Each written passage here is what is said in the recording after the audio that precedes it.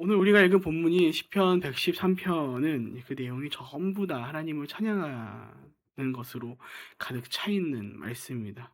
그 시작부터 여호와를 찬양하라, 히브리어로는 할렐루야이죠. 그것을 시작으로 그 끝도 할렐루야로 마치고 있는 시이죠. 시편 기자는 이것을 시작으로 하나님을 찬양함에 대해서 이렇게 명령하고 있는 것을 볼 수 있습니다. 본문 2절과 3절입니다. 지금부터 영원히 여호와 이름을 찬양하라. 해 뜨는 데부터 해 지는 데까지 여호와의 이름이 찬양받으리라. 여러분, 우리는 언제 찬양하곤 합니까? 가장 대표적으로는 우리의 공예배, 그죠? 함께 드는 예배 가운데 찬양을 더해가곤 합니다. 혹은 우리 각자의 자리 가운데 기쁨이 가득할 때 찬송하는 소리를 우리의 입술로 흥얼거리곤 하죠. 근데 여러분, 과연 우리 가운데 찬양이란 것은 그럴 때만 하는 것일까요? 시편 기자의 고백에 의하면 찬양이라는 것은 영원히 더해가는 것이랍니다. 그 말은 우리가 함께 모이는 예배 때와 나의 삶에 기쁨이 가득할 때만 더해가는 것이 찬양이 아니라 그와 반대로 여겨질 수 있는, 내가 힘들고 어려울 때라도, 혹 나의 마음이 무너지고 내 눈에 눈물이 가득할 때도 더해가는 것이 어떤 거라는 겁니까?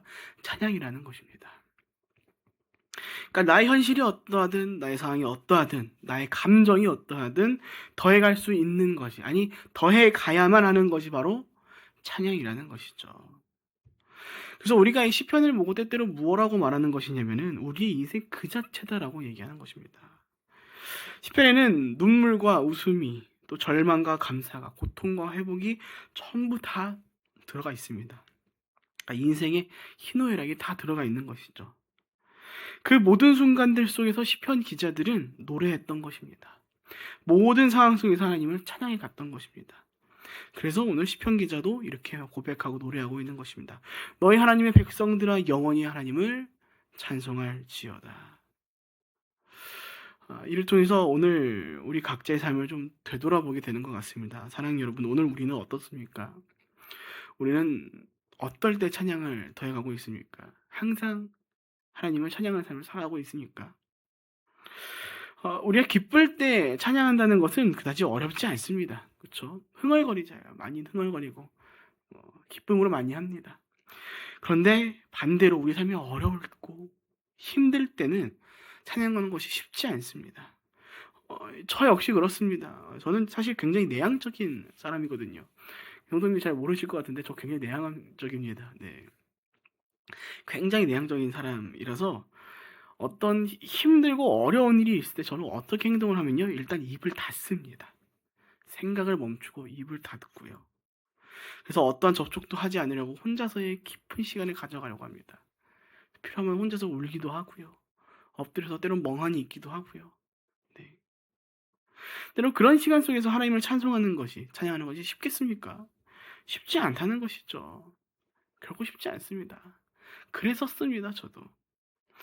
그런데 그럼에도 불구하고 오늘 하나님께서 시편 기자를 통해 말씀해 주시는 것이죠. 그런 어려움 속에서도 무엇할 수 있어야 한다고요? 찬양할 수 있어야 한다라고요.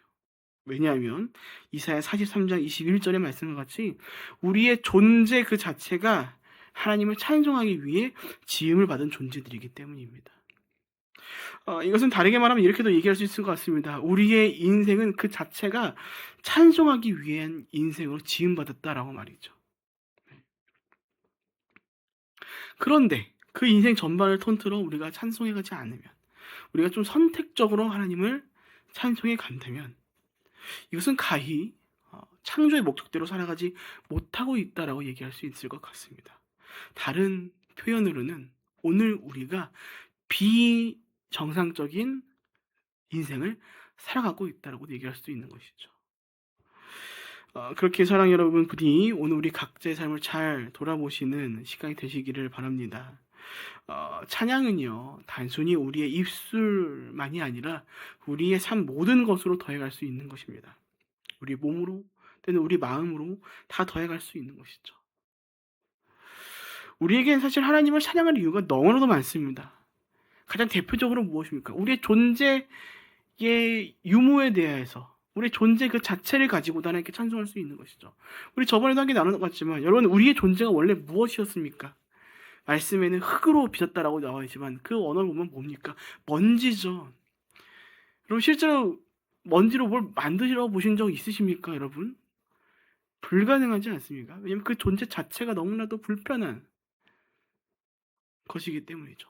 적어도 흙은 좀 물을 좀 붓고 막 이렇게 빚고 해가지고 뭘 만들 수 있겠죠. 그래서 제가 기억하는 한때 어떤 얘기가 있었냐면 사람이 흙으로 만들었다는 게 있어서 이 하나님 참 대단하게 막 거기에 막 흙이라는 존재가 막 물이 좀 있어야지 이렇게 빚을 수 있는 것들을 막 비유하면서 야 인체에 막 많은 부분이 막 물로 돼 있는 이유가 막 여기 있다 이런 얘기를 들은 적이 있는데 여러분 그거 아닙니다.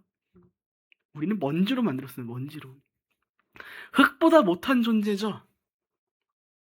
흙보다 못한 존재입니다. 근데 그런 우리의 본질을 가지고 하나님은 하나님의 백성을 삼으시고 하나님의 자녀로 삼으시기 위해 우리를 만드셨다는 것이죠. 그것만으로도 우리는 찬송하는 이유가 참 가득합니다. 그뿐입니까? 또 무엇이 있습니까? 죄인된 우리를 위해 자기 아들을 보내셔서 죽도록 하시기까지 우리를 사랑하셨다는 것을 우리는 함께 기억하고 있습니다. 그것만으로도 우리는 우리의 평생에 하나님을 찬양할 이유가 충분하다는 것이죠. 그래서 우리가 좀 함께 기억했으면 좋겠습니다. 여러분 찬양은 내가 하고 싶을 때, 내가 하기 싫을 때 하지 않아도 되는 것이 아닙니다. 선택해 가는 것이 아닙니다. 우리 삶의 전반에 걸쳐서 시편 기자가 시편 마지막에 150편을 고백하는 것처럼 우리에게 호흡이 있는 한 더해가야 하는 것이 찬양인 것인 겁니다. 그래서 참 어렵죠. 특히 힘들 때 찬양하는 것이 쉽지 않습니다. 저는 또 굉장히 이렇게 좀 우울감을 잘 느끼는 사람이어서 힘들 때 정말 혼자 이렇게 많은 시간을 보내는데 하나님께서 이렇게 믿음을 더해주시면서 언제부터 어떻게 했냐면 뭐 기쁠 때 많이 찬송하겠죠. 근데 힘들 때 더 많이 찬송을 하게 되는 것입니다. 특히 제 입술 가운데 이렇게 막 고백해가는 것이죠. 저는 개인적으로 되게 좋아하는 찬양이 뭐냐면은 주님여 이 손을이라는 고백을 굉장히 좋아하거든요. 제 삶의 앞길이 너무 안 보일 때 이게 어떻게 도저히 제 힘으로는 해결할 수 없는 것들로 보여질 때 저는 그 찬송을 자주 부릅니다. 주님여 이 손을 꼭 잡고 가소서. 약하고 피곤한 이 몸을. 답이 없거든요. 혹은 너무나도 힘들고도 위로할 필요는 뭐 아바 아버지 예수 나의 좋은 치료자 고백해 나가는 거죠. 그래서 우리가 잘 돌아보았으면 좋겠습니다. 사랑하는 여러분, 우리는 평생의 모든 시간에 걸쳐 찬송을 더해가야 할 창조의 목적을 지닌 존재들입니다. 그것을 기억하시며 오늘 본문처럼 지금부터 영원까지 여호와 이름을 찬송해 가시는 저희 여러분 모두가 되시기를 축복드립니다. 우리에서 본문 5절과 6절입니다. 여호와 우리 하나님 같은 이가 누가 있겠는가? 높은 곳에 계신 분이 하늘과 땅에 있는 것들을 살펴보시려고 스스로를 낮추시지 않았는가? 세상 가운데는 다양한 신화와 또 역사 가운데 기록된 신들을 우리는 보곤 합니다. 근데 그 존재들은 어떤 존재로 있는가? 항상 인간 위에 군림해 있는 존재라는 것이죠. 그들은 결코 인간을 위해 자신을 굽히지 않은 존재였고 또 사람들을 위해 서기보다는 항상 자신들을 위해 살아간 이기적인 존재들이었습니다. 그러니까 이 시편 기자가 노래하는 겁니다. 하나님은 그런 신들과 전혀 같지 않다라고 말이죠. 찬양받기 합당하신 하나님께서는 그저 그 영광의 자리 가운데 계셔서 영광만을 받으시는 분이 아니라 그 높으신 영광의 자리에서 하늘과 땅에 있는 것들을 살피시기 위해 자신을 스스로 낮추시는 분이시다라고 노래하고 있는 것입니다. 이처럼 하나님께서는 자신의 피조물들을 위해 자기를 낮추시는 하나님입니다. 자신을 굽혀 그들을 보살피시는, 저와 여러분을 오늘도 보살피시는 하나님이라는 겁니다. 결국 그냥 영광의 자리에 앉아서 찬송만 받고 영광만 받는 것이 아니라 스스로 그 자리 가운데서 내려오셔서 우리를 내려보시며 그 삶에 깊이 관여하시는 하나님이시라는 것이죠. 그래서 시편 기자가 이어서 이렇게 노래하는 것입니다. 본문 10절, 그분은 가난한 사람들과 공핍한 사람들을 일으키신다. 이어서 본문 8절, 그런 이들을 그냥 일으키는 것이 아니라 왕자의 자리로, 왕의 자녀의 자리로 인도해 가신다는 것입니다. 그래서 우리가 이 말씀을 더 잘 기억했으면 하는 것이 있습니다. 사랑하는 여러분, 하나님은 결코 우리의 삶을 방치하시는 분이 하나님이 아니라는 분이라는 겁니다. 그와 반대로 우리의 삶 가운데 깊이 관여하시는 하나님이시다라는 겁니다.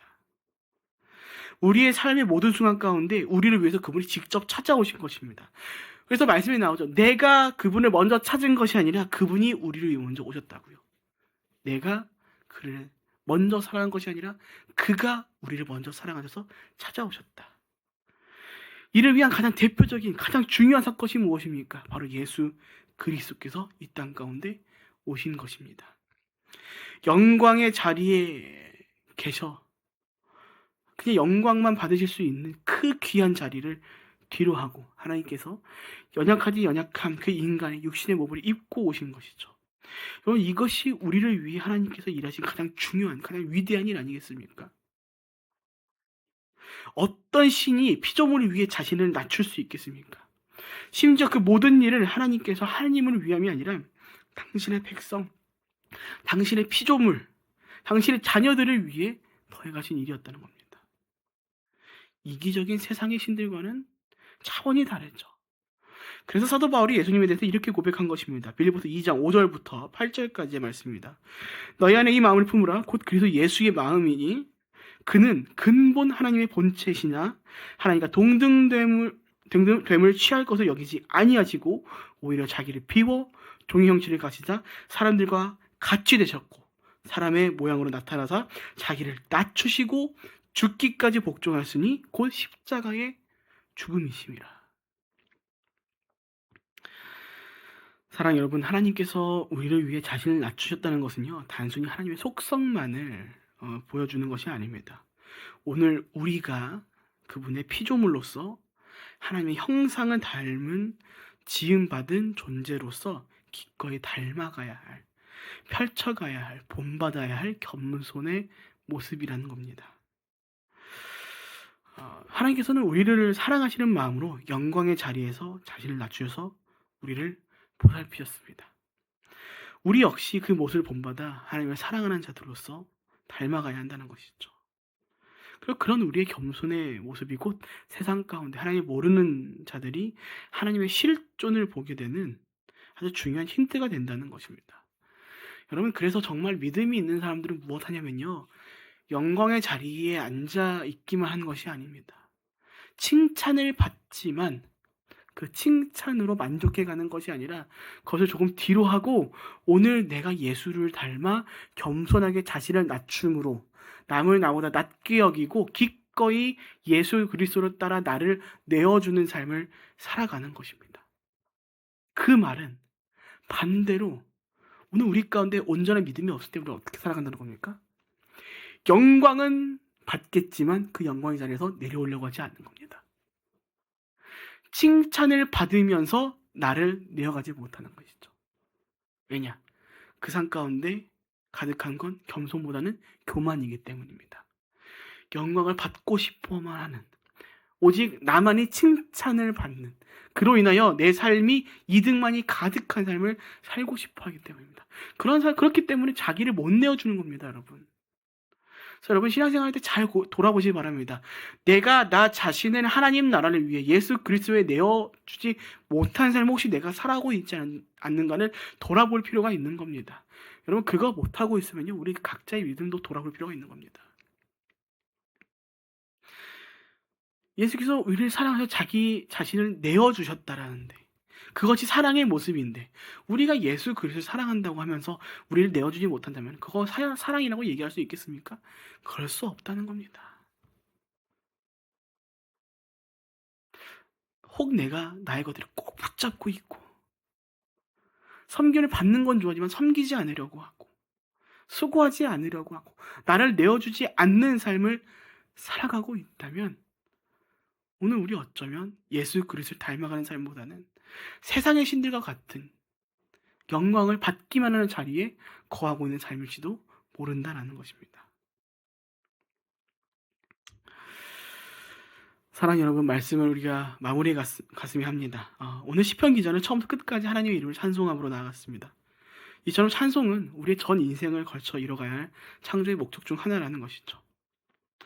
또 하나님께서는 그런 우리로 하여금 영광 받으시기 합당한 하나님이기도 하다는 겁니다. 다른 신들과 달리 자기를 낮추셔서 우리를 보살피시는 하나님이시기에 또 자신을 겸손히 낮추셔서 우리를 구원하신 예수 그리스도를 보내신 하나님이시기에 찬송 받으시기 마땅한 분이라는 겁니다. 이제 우리의 차례입니다. 우리는 각자의 전 인생을 걸쳐 하나님을 찬송해 나가며 그분의 형상을 따라 자신을 낮추는 겸손함으로 하나님을 자랑해 가야 할 것입니다. 그리고 그 모습을 닮아 오늘 우리도 자신을 낮추고 겸손한 삶을 살아가야 할 것입니다. 부디 오늘 말씀을 기억하시며 우리의 창조의 목적인 찬송을 아름답게 이뤄가시며 우리를 위해 자신을 낮추신 하나님의 모습을 본받아 겸손한 하나님의 자녀의 삶을 펼쳐가시는 저 여러분 모두가 되시기를 주님의 이름으로 축복드립니다. 아멘. 우리 함께 기도하겠습니다. 살아계셔서 역사하시는 하나님 아버지, 오늘 우리가 말씀을 돌아봄으로 말미암아 우리의 창조의 목적 중 하나인 찬송하는 삶과 또 우리를 위해 자기를 낮추신 하나님 모습을 본받은 겸손한 삶을 살아가야 됨을 오늘 시간 깊이 묵상하며 나아갑니다. 주님, 원컨대 오늘 우리가 예수 그리스도의 모습을 본받아 또 우리를 보살피시는 하나님의 모습을 본받아 주의 형상을 따라 지음받은 자들로서 기꺼이 겸손한 나를 내어줄 줄 아는 삶을 살아갈 수 있도록 인도하여 주시옵소서. 교회 이름과 같이 우리가 믿음으로 살아가는 그 삶이 정녕 자신을 내어주고 겸손한 자신을 낮추는 삶인 줄로 믿습니다. 주님, 원컨대 이곳에 모여 함께 기도하는 모든 성도들의 삶 가운데 거룩하고 겸손한 마음을 더하여 주시옵고 그 무엇보다 우리를 창조하신 그 목적에 따른 하나님의 영광을 찬송해가는 그 찬송이 끊임없이 더해져가는 그 찬송이 내가 기쁠 때나 슬플 때나 더해갈 수 있는 삶이 되어갈 수 있도록 주여 우리를 인도하여 주시옵소서. 주님, 원컨대 우리의 고백과 우리의 삶을 통해서 주님께 영광을 돌리기 원합니다. 우리를 통하여서 주님 높임을 받아 주시옵고 우리를 통하여서 홀로 영광을 받아 주시옵소서. 그렇게 오늘도 우리를 겸손한 삶과 찬송하는 삶으로 인도하실 것을 믿고 감사하며 살아계신 예수님의 이름으로 기도합니다. 아멘.